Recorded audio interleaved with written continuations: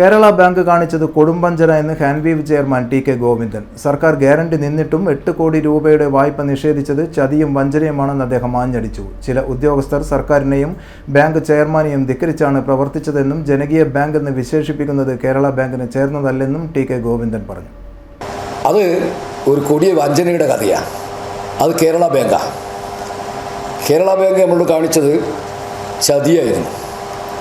കാരണം ഞങ്ങൾ ആദ്യം ഈ ബാങ്കിനെ നമ്മൾ സമീപിച്ചപ്പോൾ നമ്മൾ അനുകൂലമായ നിലപാടാണ് ബാങ്കിൻ്റെ ഭാഗത്തുനിന്നുണ്ടായത്. ബാങ്കിൻ്റെ ചെയർമാനും അതിൻ്റെ ഉയർന്ന ഉദ്യോഗസ്ഥന്മാരും കണ്ണൂരിൽ മീറ്റിംഗ് ചേർന്ന് ഏകദേശം 2 വർഷം മുമ്പാണ്. 2022 സംഭവം ആദ്യം നമ്മൾ ഇതിൻ്റെ മീറ്റിംഗ് ചേരുന്നത്. അപ്പോൾ അതിൻ്റെ ചെയർമാനും അതുപോലെ തന്നെ ഉദ്യോഗസ്ഥന്മാരും കണ്ണൂർ മീറ്റിംഗ് ചേർന്ന് അവർ നമ്മളെ സൈറ്റും എല്ലാം പരിശോധിച്ച് ഏകദേശം നമുക്ക് ലോൺ തരാൻ തത്വത്തിൽ അവർ അംഗീകരിച്ചു, ലോൺ തരാൻ സമ്മതിച്ചു. പക്ഷെ ഒരു കണ്ടീഷൻ വെച്ചു, അത് ഗവൺമെൻറ് ഗ്യാരണ്ടി തന്നാൽ നിങ്ങൾക്ക് ലോൺ തരാം. ആദ്യത്തെ യോഗ തീരുമാനം അതായിരുന്നു.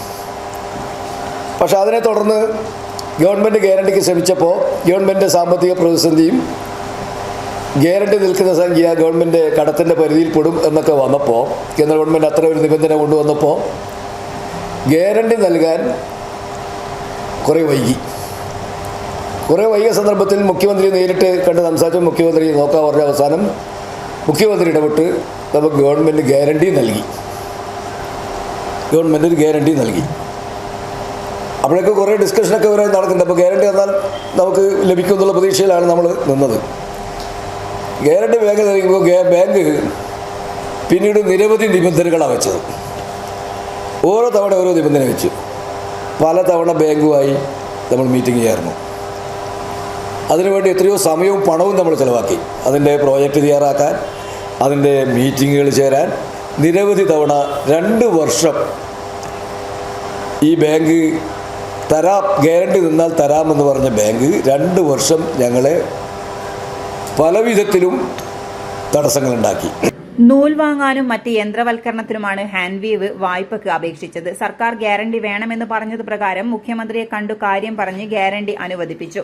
എന്നാൽ ഇതിനുശേഷം പല നിബന്ധനകളുമായി അവർ മുന്നോട്ടു പോവുകയായിരുന്നു. തടസ്സം നിൽക്കുന്നത് അവസാനിപ്പിക്കാത്തതിനെ തുടർന്ന് കേരള ബാങ്ക് ചെയർമാൻ ഗോപി കോട്ടമുറിക്കലിനെ നേരിട്ട് കണ്ട് കാര്യം പറഞ്ഞുവെന്നും അദ്ദേഹം കൂട്ടിച്ചേർത്തു.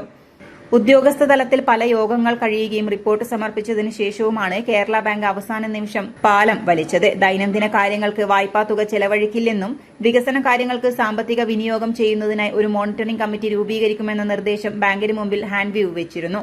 100 കോടിയുടെ സ്വത്ത് ഹാൻവീവിന് കേരളം മുഴുവനുണ്ട്.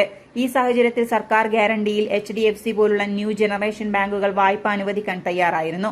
എന്നാൽ സംസ്ഥാന സർക്കാർ നിയന്ത്രണത്തിലുള്ളതിനാലാണ് കേരള ബാങ്കിനെ സമീപിച്ചതെന്നും ടി.കെ. ഗോവിന്ദൻ പറഞ്ഞു. CPM നിയന്ത്രണത്തിലുള്ളതാണ് കേരള ബാങ്ക്. പാർട്ടി ഭരിക്കുന്ന സർക്കാരിന്റെ നിയന്ത്രണത്തിലുള്ള ഹാൻവീവിന് വായ്പ നിഷേധിച്ചുവെന്ന ഗുരുതരമായ ആരോപണമാണ് CPM നേതാവ് കൂടിയായ ടി.കെ. ഗോവിന്ദൻ ഉന്നയിച്ചിരിക്കുന്നത്. City news, Kannur.